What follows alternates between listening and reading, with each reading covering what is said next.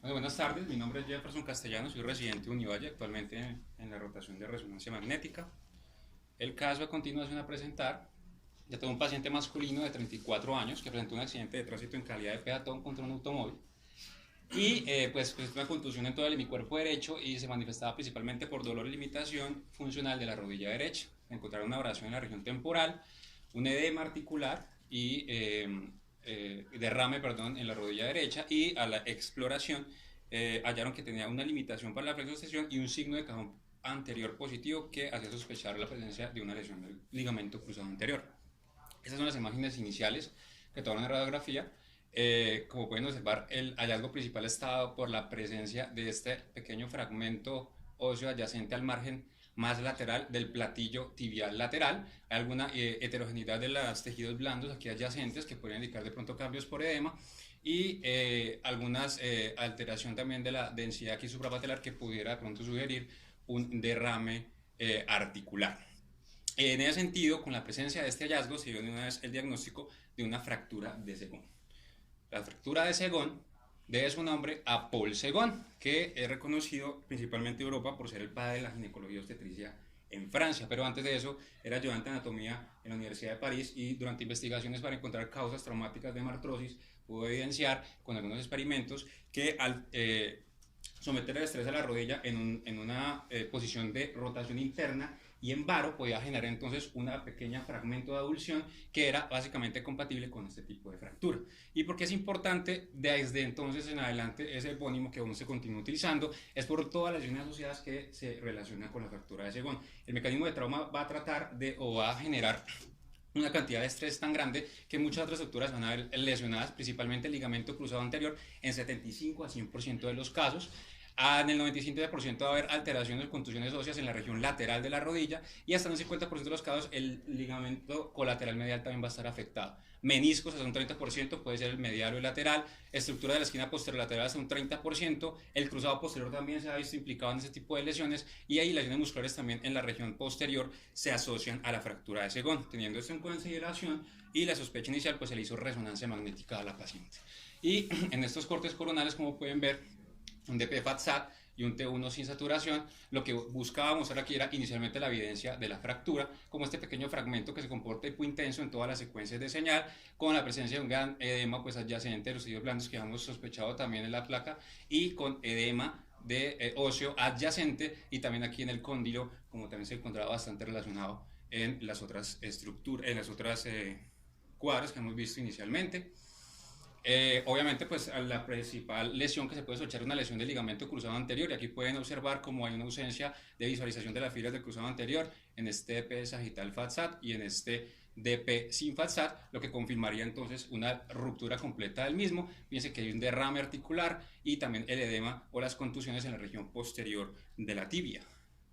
Aquí también básicamente mostramos nuevamente el edema que implicaba también la cabeza del peroné, pero principalmente una rotura del cuerno posterior y el cuerpo del menisco medial que tenía una extensión hacia la unión menisco-capsular. También presentaba una lesión del menisco lateral, una ruptura radial del borde libre hacia el cuerpo. Aquí la podemos ver en un corte sagital, y aquí en esta reconstrucción axial vemos la pequeña rupturita asociada con la gran contusión de ese cóndilo lateral y también de toda la estructura de la esquina posterior lateral. En este sentido también observamos que hay una fractura impactada de la región posterior del platillo tibial lateral, a pesar de todo esto y la presencia también de una posible fractura impactada de la cabeza del peroné, no hemos encontrado ninguna otra lesión de la esquina posterior lateral. Entonces, como se pueden dar cuenta, con una sola placa y un solo fragmento óseo se pudo establecer que el impacto que generó esta rodilla fue bastante grande. ¿Cómo es el mecanismo de la fractura de Segón? Pues como hemos visto previamente, el mecanismo es, como lo describió el propio Segón, una rotación interna y un estrés en varo de esa rodilla. El problema está que la cantidad de lesiones asociadas que vienen implica que hay muchos otros componentes rotacionales que pueden estar explicándola, y no solamente el varo, y que podemos ver acá, por ejemplo, el varo y el estrés de rotación interna, sino también un estrés en valgo, la contusión directa o la traslación anterior. ¿Y qué se evoluciona o qué genera que se salga ese fragmento óseo en la fractura de Segón? Pues no hay un consenso. De hecho, ese ha sido el principal tema de discusión con esa fractura desde hace casi 100 años. en el cual lo que se sugiere es que una compleja estructura ligamentaria de toda la región lateral de la rodilla se encuentra implicada en esta fractura, en donde cualquiera de esos componentes han sido explicados como la causa de la avulsión, pero principalmente estos tres son los que con la mayor cantidad de estudios se ha visto involucrado: la banda iliotibial, el ligamento anterolateral, que es una estructura, digamos que relativamente recientemente descrita, y la cápsula lateral, que se encuentra pues básicamente fusionada con este ligamento, que solo en disecciones anatómicas se puede individualizar bien. La mayoría sostiene que son fibras compartidas del ligamento anterolateral y posteriores de la banda iliotibial quienes se avulsionan, y de hecho este estudio de Resnick en el 2014 pudo evidenciar que de 142 pacientes, en el cual pues manifestaba que el estudio o la serie de pacientes más grande que implicaba la fractura de Segón, la mayoría de ellos tenían una fractura del ligamento anterolateral, que él denominaba pues colateral lateral del tercio medio, y compartida con las bandas de la banda iliotibial en un 35%, y muy pocas se explicaban solamente por la banda iliotibial. Así que estos dos componentes son los que principalmente se cree que se avulsionan, aunque no todos están de acuerdo. Ese complejo anterolateral explicado o mostrado en estas piezas cadavéricas tiene tres capas: una capa superficial que está explicada por la banda iliotibial, una capa media por las fibras que de la banda iliotibial se unen al fémur, ya sea las fibras de Kaplan, que también pues, se denominan algunas fibras tibiofemorales, de iliofemorales, y otras fibras llamadas las fibras recurrentes o reflejadas, y la capa más interna o más profunda, que es el llamado ligamento anterolateral junto con la cápsula articular. Ese ligamento, al ser diseccionado, se puede individualizar, y es una estructura bastante similar al colateral lateral, que nace un poco más proximal y posterior a este mismo, y que se va a insertar en la tibia en un espacio intermedio entre la región posterior del tubérculo de Gerdy, donde llega la banda iliotibial, y la región anterior de la cabeza de la fíbula. Y es muy importante la relación tan estrecha de la cápsula y con el menisco lateral, en el cual se ven fibras llamadas los componentes meniscofemorales y componentes meniscotibiales, dando como una configuración en tres que se puede verificar en estudios cadavéricos y también por resonancia. Muchos autores insisten, incluyendo el propio Resnick, en que toda resonancia es capaz de delimitar el ligamento anterolateral. De hecho, su estudio 146 afirma que el 100% de los pacientes le pudo identificar el ligamento como una estructura en forma de tres, que era mucho más ostensible el componente meniscotibial. Aquí lo podemos ver con esta flechita blanca, desde anterior a posterior, y en el cual pues puede compartir inserción con la banda iliotibial, y de pronto también con algunas fibras que vienen del bíceps femoral, y su relación es inmediatamente adyacente a los vasos geniculados laterales.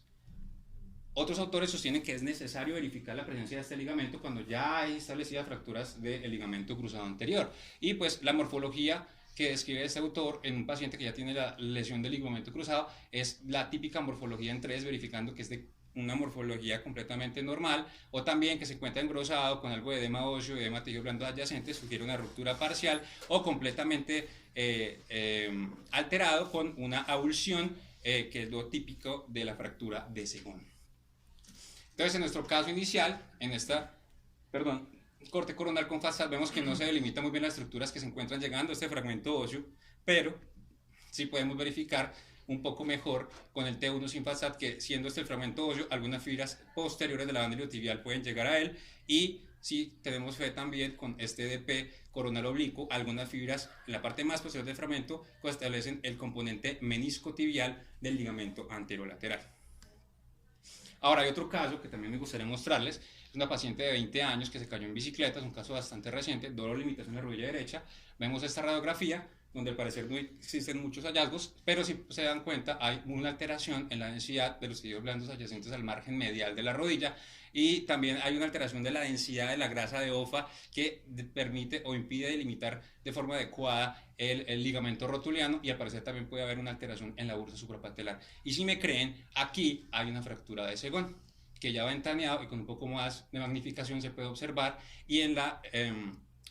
proyección lateral hay una estructura ósea aquí muy mal delimitada, o con bastantes estructuras interpuestas, que corresponde a un fragmento evolucionado de las espinas tibiales. Y en este caso era obvio que muy seguramente tendría por estos dos componentes una lesión del ligamento cruzado anterior. Y estas son las imágenes. Aquí pueden ver el fragmento avulsionado en un corte coronal sin saturación grasa, y aquí se puede ver el sitio o el área donante. Fíjense aquí el ligamento cruzado anterior con todas sus fibras indemnes, pero con el segmento evolucionado dirigiéndose hacia posterior, el gran edema de los tejidos blandos adyacentes y el derrame articular. Aquí se puede, pues tratando de verificar dónde estaba el fragmento, la fractura de Segón, fue muy difícil delimitarlo, aquí no se puede muy bien, aquí se intuye que puede ser esta región en la cual no se delimita la cortical del platillo tibial lateral. Fíjense pues el edema adyacente, esta línea serpiginosa y puintensa tanto en T1 como en DP sugiere una fractura por impactación de la tibia o del platillo tibial lateral, y muy seguramente esta estructura que ven acá pues es el ligamento anterolateral que llega a ese fragmento. En la región medial, que era donde más veíamos alteraciones en la placa, ven esta estructura ondulada que es el ligamento colateral medial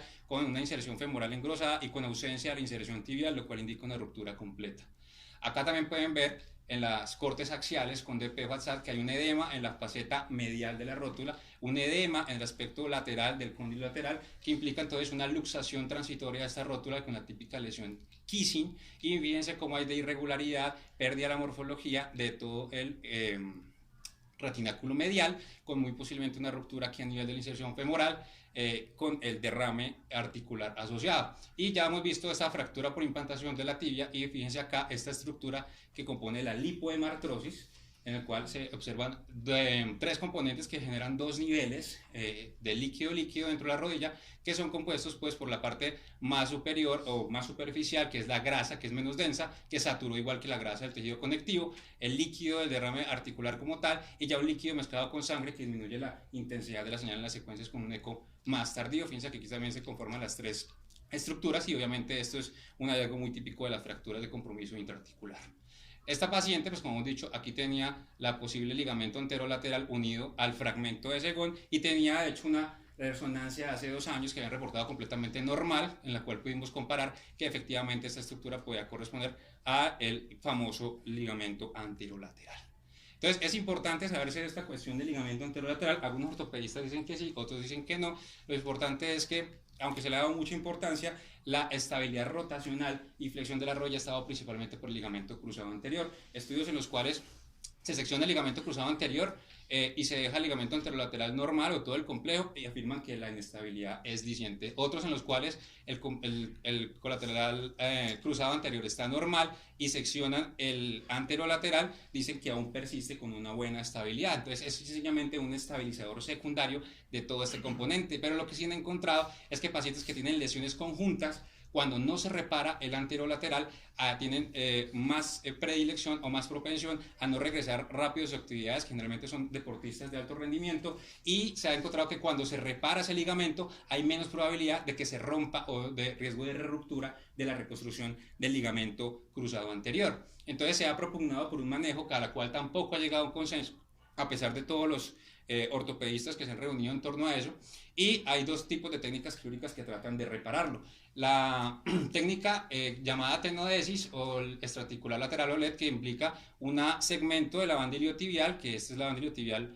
original, se secciona desde proximal, se pasa por un túnel óseo por el cóndilo y vuelve y se fija aquí al tubérculo de Gerdy, o ya la reconstrucción como tal fisiológica, que implica un injerto o autólogo o aloinjerto que se va a insertar en los reparos anatómicos propios del ligamento. El problema de esto es que tienen que pasar de un abordaje intraarticular para reconstruir el cruzado anterior a uno extraarticular para reconstruir este otro. Y el segundo problema es que no hay mucha evidencia, pero se sugiere que esta reconstrucción, cualquiera de las dos, va a generar una limitación, una constricción para la rotación y flexión de esas rodillas. Entonces, lo que se ha propuesto por estos autores es que con un nivel 5 de evidencias y solamente con consenso dispersos, se haga solamente este tipo de reconstrucción en estos eventos, cuando se hace una nueva revisión de una reconstrucción previa al ligamento cruzado, cuando hay actividades de movilidad en pivote en pacientes jóvenes o expuestos a profesiones de alto rendimiento, o cuando ya hay laxitud ligamentaria generalizada o un genu recurvatum. Otros dos casos muy rápidos: es un paciente de 17 años con un trauma en práctica deportiva jugando fútbol, el único hallazgo en la placa, la fractura de Segón, la evidencia del segmento fracturado y desplazado con el ligamento anterolateral unido, una lesión completa del ligamento cruzado anterior y una ruptura radial del margen libre del cuerpo del menisco lateral con algunos focos de contusión ósea. Y otro paciente de 24 años también con un trauma al caer de motocicleta. El único hallazgo en la radiografía fue la fractura de Segón, con un fragmento más grande que el que hemos visto. Fíjense acá cómo se encuentra desplazado el edema óseo, el edema de tejidos blandos y esta estructura aquí como serpiginosa, que es la porción meniscotibial de ese ligamento anterolateral unido y pues con pérdida de la tensión, derrame articular, lesión completa del cruzado anterior y en este caso pues haya contusiones asociadas a fracturas subcondrales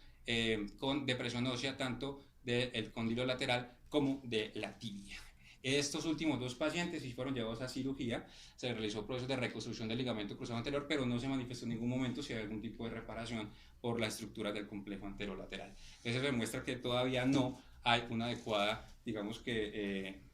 popularización de este tipo de procedimientos. Entonces, otras fracturas por avulsión de la rodilla, dado que pues estamos hasta esta lesión, la lesión del ligamento cruzado anterior que genera pues esta avulsión de un fragmento en la región intercondilar, se ve principalmente traumas por hiperextensión,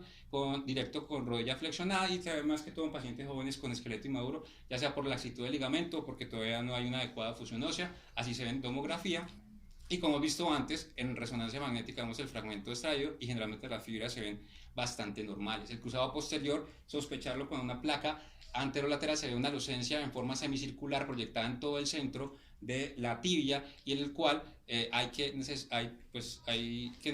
buscar un fragmento desplazado hacia el margen posterior, dado que muy seguramente es en topografía de la meseta posterior. Este tipo de lesiones es la más frecuente cuando se presenta una lesión del cruzado posterior, hasta el 50%, y sobre todo en accidentes de tránsito o los tipos dashboard, cuando la región anterior de la rodilla choca contra la parte pues, delantera del auto en el pasadero principal o en el conductor, y en resonancia vemos como un ligamento que es completamente normal, pero con un fragmento desplazado del área donante en la meseta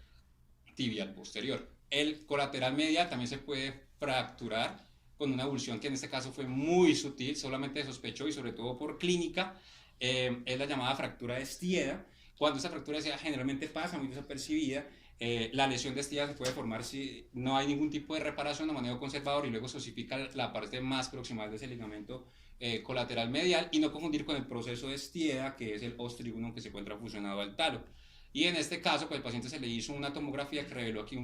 una lucencia que no presentaba ningún tipo de desplazamiento y en resonancia se puede confirmar que ese fragmento estaba fracturado y adosado a la parte proximal del colateral medial. Pero el colateral medial en la parte distal también se puede avulsionar y aunque todos sabemos que el colateral medial se inserta más o menos a 5 o 6 centímetros distal al margen articular, hay fibras profundas que insertan en la parte más medial del platillo tibial y esto da una formación o una morfología muy similar a la fractura de Segón, pero en la región medial, llamada la fractura de Segón reversa. El mecanismo es básicamente el contrario, es decir, estrés en valgo con rotación externa y asimismo no se asocia más a lesiones del cruzado anterior, sino principalmente a la del cruzado posterior y el menisco medial. Fíjense acá este paciente, este es otro paciente en el cual el fragmento se encontraba desplazado, no muestra muy bien el colateral medial, pero sí el edema, hay contusión tipo Kissing aquí en la región lateral y había una ruptura de la raíz posterior del menisco medial. El colateral lateral también se puede evolucionar de igual manera. El trauma es muy similar al de Segón, es decir, rotación interna y varo, y en este caso se encontraba asociado a una lesión del cruzado anterior porque compartía el mismo mecanismo que el Segón. Estas radiografías de muy mala calidad, me disculparán, ejemplifican un fragmento evolucionado hacia el margen lateral de la rodilla, pero que se encuentra bastante cefálico, muy cerca pues, a la topografía de la favela, y en el cual pues se sospechaba que fuera un área donante de la cabeza de la fíbula y en este caso era un tendón conjunto del ligamento o el ligamento conjunto perdón, entre el tendón del bíceps femoral y el ligamento colateral lateral. Esa es la resonancia de ese paciente. Fíjense el fragmento aquí del área donante desplazado hacia cefálico por las fibras del bíceps femoral y todo pues el edema y el impacto de tejidos blandos adyacentes. Otra morfología es la del complejo del ligamento arcuato, otro fragmento evolucionado en el margen lateral. Este es el signo de el ligamento arcuato, que básicamente es una estructura compleja que se compone de múltiples ligamentos que dan estabilidad a la esquina posterolateral de la rodilla. Este fragmento es más horizontal, es más ovalado, es más pequeño y más adyacente a la tibia para diferenciarlo de los demás, pero en algunos casos la fractura es bastante intensa o bastante fuerte, se puede ver un fragmento mucho más grande, aquí el área donante de la fíbula y con una disposición mucho más cefálica, y este es el caso del paciente de esa misma radiografía donde se ve el fragmento, se ve avulsionado, pero también presentaba continuidad de las fibras del bíceps hacia la fíbula, el componente de tejidos blandos adyacentes, y es importante porque hay muchas fuerzas que intervienen en la formación de esta lesión. Generalmente involucra solamente la parte más proximal de la apófisis estiloides de la fíbula, y hay múltiples estructuras adyacentes muy similares a la de Segón que se pueden encontrar afectados con solamente ese único hallazgo en una radiografía. La bandilotibial también se puede avulsionar con el mismo mecanismo que una fractura de Segón. Aquí vemos un fragmento muy grande que al parecer proviene de esta zona de la tibia con signos de derrame articular. Y generalmente, pues igual que el Segón, se asocia a lesiones del ligamento cruzado anterior. Este es el fragmento avulsionado. Aquí se encuentra la bandilotibial insertada y ondulada. Vemos una lesión del cruzado anterior y adicionalmente múltiples otras lesiones como la inserción proximal del ligamento colateral medial, del ligamento colateral lateral y del tendón popliteo. El tendón rotuliano en la parte más distal también tiene unos componentes importantes a considerar, que son básicamente dos, que es la lesión por avulsión en manga rotuliana, así fue como lo puede traducir, y las lesiones de Cindy, Larsen, Johansson. Ambos son lesiones por un trauma repetitivo crónico, y la gran diferencia está del componente de tejidos blandos. Esta lesión se compone principalmente de una tracción del cartílago articular y las estructuras adyacentes periósticas que se traccionan hacia abajo y que posteriormente se calcifican, mientras que esta es una lesión ósea pura que describen, y en la cual el cartílago proximal o superior a este se encuentra completamente normal. Es importante porque estas se van a manejar casi siempre de una forma mucho más invasiva y estas casi siempre de una forma conservadora. Y en resonancia lo importante es verificar si el fragmento se encuentra avulsionado, cómo están los tejidos blandos, cómo se encuentra el edema óseo y si hay una lesión cartilaginosa adyacente que permita inferir esta en vez de esta de otro tipo de lesión. En la parte más distal, pues la lesión que se encuentra adyacente a la tuberosidad de la tibia, el Osgood-Schlatter, también lesiones por trauma repetitivo, sobre todo en pacientes jóvenes que se dedican a algunas actividades deportivas, sobre todo que impliquen el salto, y en ese caso pues la tensión del ligamento rotuliano hace o fragmenta una sección de la tuberosidad de la tibia que se desplaza un poco hacia caudal, y estas se asocian bastante no solamente con el fragmento desplazado, sino con un engrosamiento o tendinosis del ligamento rotuliano, componentes de tejidos blandos, edema óseo y bursitis infrapatelar profunda, como un mecanismo pues adyacente al trauma generado. Y por último, el retináculo medial también se puede ver pues por lesiones del retináculo del ligamento patelofemoral, que no solamente son a nivel femoral, sino que también pueden desprender fragmentos de la patela, en las lesiones que hemos visto de luxación transitoria de la rodilla, en donde el ligamento colateral, el retináculo pues, se encuentra afectado, y en este caso pues un pequeño fragmento casi inadvertido en la resonancia estaba bastante evidente en la radiografía. Los traumas complejos implican también múltiples avulsiones. En este caso, un paciente tiene al parecer una alteración o una formación ósea densa aquí en la región intercondilar. Se puede decir en el lateral que sí tenía un fragmento, muy seguramente una avulsión de las espinas, pero también tenía otro fragmento que adyacente a la fíbula que por su localización podía ser más una lesión del tendón conjunto, y adicionalmente también tenía en esta proyección oblicua una fractura de Segón y una fractura de Segón reversa, o sea, la rodilla por dentro debía estar completamente destruida. Por último, pues simplemente recordar que todos esos componentes tendinosos y ligamentarios de la rodilla la hacen muy susceptible a una gran cantidad de lesiones, que la radiografía es el mecanismo inicial para visualizar a gran parte de esos pacientes, y que debemos tratar de verificar todos esos puntos de posibles avulsiones, dado que son lesiones como hallazgos muy sutiles que nos pueden pasar por alto, y un patrón de una sola fragmentico puede dar origen a una gran cantidad de lesiones internas que, si se detectan a tiempo, pues va a disminuir la morbilidad crónica y va a evitar el retraso del tratamiento en ese tipo de pacientes. Listo.